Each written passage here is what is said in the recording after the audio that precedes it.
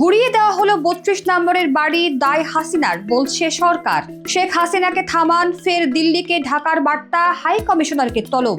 জয় বাংলা ও আপার বাড়ি বলায় দুই ব্যক্তি জনরোষের কবলে।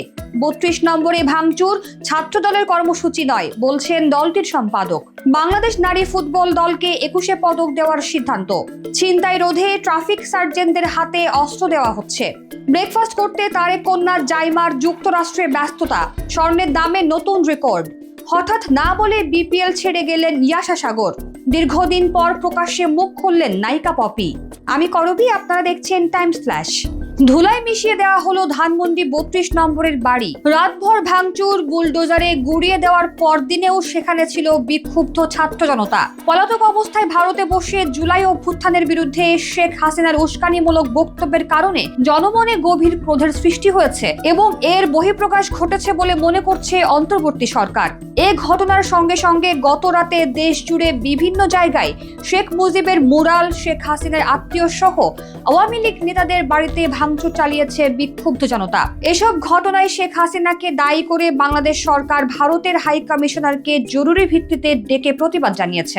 ৩২ নম্বরে শেখ মুজিবুর রহমানের বাড়ি ভাঙচুরকে কেন্দ্র করে ভারতীয় হাই কমিশনারকে তলব করে বাংলাদেশের পররাষ্ট্র মন্ত্রণালয়। পররাষ্ট্র উপদেষ্টা বলেছেন, ভারত থেকে শেখ হাসিনার বক্তব্য বিবৃতির কারণে ৩২ নম্বরে শেখ মুজিবুর রহমানের বাড়ি ভাঙচুর ও বিভিন্ন স্থানে ভাঙচুরের ঘটনা ঘটেছে। শেখ হাসিনা যাতে বাংলাদেশের বিপক্ষে এই ধরনের বক্তব্য না দেন, তাকে বিরত রাখার জন্য ভারতকে লিখিতভাবে বলা হয়েছে এবং তাদের ভারপ্রাপ্ত হাই কমিশনারকে তলব করে তা বলে দেওয়া হয়েছে বলেও জানান তিনি। জয় বাংলা স্লোগান ও আপার বাড়ি বলায় ৩২ নম্বরে নারী সহ অন্তত দুজন জনরোষের মুখে পড়তে দেখা গেছে। ভিডিওতে দেখা যায় একজন নারী ধানমন্ডি ৩২ নম্বরে বাড়িটিকে আপার বাড়ি বলে উল্লেখ করছিলেন।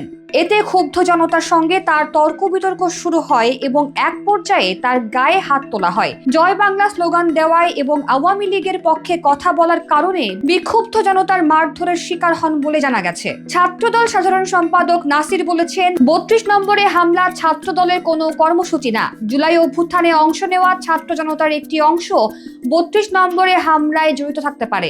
নাসির আরো বলেন, এখনো সরকার ছাত্রলীগের কোনো শীর্ষ নেতাদের গ্রেফতার করতে পারেননি এবং কোনো শক্তিশালী পদক্ষেপও নেননি। অনতিবিলম্বে দলটির শীর্ষ নেতাদের গ্রেফতার করতে হবে। বাংলাদেশ নারী ফুটবল দলকে এবার ২১ পদক দেওয়ার সিদ্ধান্ত নিয়েছে সরকার। দেশের ১৪ নাগরিকের সঙ্গে নারী ফুটবল দলের নামও ঘোষণা করা হয়েছে। কিছুদিন আগে নেপালে দক্ষিণ এশিয়ার মধ্যে ফুটবলে বাংলাদেশকে সবার উপরে নিয়ে যায় সাবিনার নেতৃত্বে বাংলাদেশের নারী ফুটবলাররা। তখন কাঠমান্ডু থেকে সাফ জিতে ঢাকায় পৌঁছানোর পর দলটিকে বিমানবন্দর থেকে ছাদখোলা বাসে মতিঝিলের বাফুফে ভবন পর্যন্ত নিয়ে যাওয়া হয়। তাদের অবদানের স্বীকৃতি স্বরূপ এবার তারা পাচ্ছেন ২১ পদক। সাবিনা, মারিয়া, ঋতুপর্ণা, মনিকা চাকমা ও সুমাইয়ারা এবার গ্রহণ করবে সেই পদক। ট্রাম্পের সঙ্গে ব্রেকফাস্টে যোগ দিতে তারেক রহমান কন্যা জাইমা এখন যুক্তরাষ্ট্রে। এরই মধ্যে ন্যাশনাল প্রেয়ার ব্রেকফাস্ট আয়োজক সাউথ ক্যারোলাইনার সাবেক গভর্নর ডেভিড বিসলির সঙ্গে সাক্ষাৎ করেছেন জাইমা সহ বিএনপির নেতারা। প্রতিনিধি দলে ছিলেন দলটির মহাসচিব মির্জা ফখরুল ইসলাম আলমগীর, আমির খসরু মোহাম্মদ চৌধুরী। বাবা তারেক রহমানের পক্ষ থেকে এই কর্মসূচিতে অংশ নিয়েছেন জাইমা রহমান। ন্যাশনাল প্রেয়ার ব্রেকফাস্টে মার্কিন প্রেসিডেন্ট ডোনাল্ড ট্রাম্প সহ দেশটির জাতীয় ও আন্তর্জাতিক নেতৃবৃন্দের উপস্থিত থাকার কথা বলা হচ্ছে। ট্রাফিক সার্জেন্টদের স্মল আর্মস, হালকা বা ছোট অস্ত্র দেওয়ার প্রক্রিয়া শুরু হচ্ছে। সড়ক ও মহাসড়কে ছিনতাই ঠেকাতে তারা এগুলো ব্যবহার করবেন। এতদিন ট্রাফিক সার্জেন্টরা নিরস্ত্র ছিলেন। এর ফলে অপরাধ নিয়ন্ত্রণে তারা অস্ত্র হাতে নিতে পারবেন। রাস্তায় দাঁড়িয়ে থাকলে তাদের হাতেও থাকবে হালকা বা ছোট অস্ত্র। স্বর্ণের দামে নতুন রেকর্ড, আর সেই রেকর্ড ভাঙার ধারা অব্যাহত।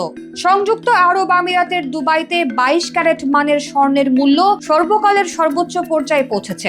দেশেও সোনার দাম আবার বেড়ে ইতিহাসে সর্বোচ্চ। ২২ ক্যারেটের এক ভরি সোনার দাম এখন ১,৪৭,৮১৮ টাকা। এটি দেশের ইতিহাসে সোনার এ যাবৎকালের সর্বোচ্চ দাম। কাজ শেষে পেমেন্ট না পাওয়ার অভিযোগে বিপিএল ছেড়ে চলে গেছেন ইয়াশা সাগর। আকর্ষণীয় লুক আর মায়াবী চাহনি দিয়ে গ্যালারি মাতিয়ে রেখেছিলেন তিনি। ইয়াশার নামে প্লে কার্ডে ছেয়ে গিয়েছিল মিরপুর, চট্টগ্রাম ও সিলেটের মাঠ। চিটাগং কিংস মালিক পক্ষ জানায় ইয়াশা সাগর স্পন্সরের কাজ রিজেক্ট করেছেন। আমরা লিগ্যাল নোটিশ পাঠিয়েছিলাম, এরপর খেলা রেখেই তিনি চলে গেছেন। এবারের বিপিএল এ চিটাগং কিংসের বিদেশি হোস্ট ইয়াশা সাগর ছিলেন তুমুল চর্চায়। ম্যাচের আগে পরে ফ্র্যাঞ্চাইজিটির সোশ্যাল মিডিয়ায় সরব উপস্থিতি থাকত কানাডিয়ান এই মডেল, অভিনেত্রী ও প্রেজেন্টারের। চিটাগং কিংসের মালিক সামির কাদের চৌধুরী জানিয়েছেন, আমার সাথে কমিটমেন্ট ছিল শেষ উইকে বাকি পেমেন্টগুলো দেব। এখানে পেমেন্টের কোনো বিষয় না। এবার মুখ খুললেন নায়িকা পপি। শুধু মুখ নয়, একেবারে ক্যামেরার সামনে এসে হাজির। তাকে এভাবে দেখা গেল প্রায় 3 বছর পর। পপির বিরুদ্ধে জমি দখলের চেষ্টার অভিযোগ উঠেছে। এ নিয়ে তার বিরুদ্ধে থানায় জিডি করেছেন নায়িকার বোন। এবার পপি বললেন, দেহটা ছাড়া কিছুই আমার ছিল না। তার বিরুদ্ধে মা, ভাই, বোনের আনা সব অভিযোগ মিথ্যা দাবি করেন তিনি। বলেন, আমি যখন ইনকাম করেছি 2 হাতে দিতে পেরেছি, তখন আমার পরিবারের কাছে অনেক প্রিয় একজন মানুষ ছিলাম। এখন তাদের প্রয়োজন অনুযায়ী দিতে পারছি না, তাই তাদের কাছে গলার কাটা, শত্রু এবং অপছন্দের মানুষ। এরকম আরো তথ্য পেতে চোখ রাখুন BangladeshTimes.com-এ।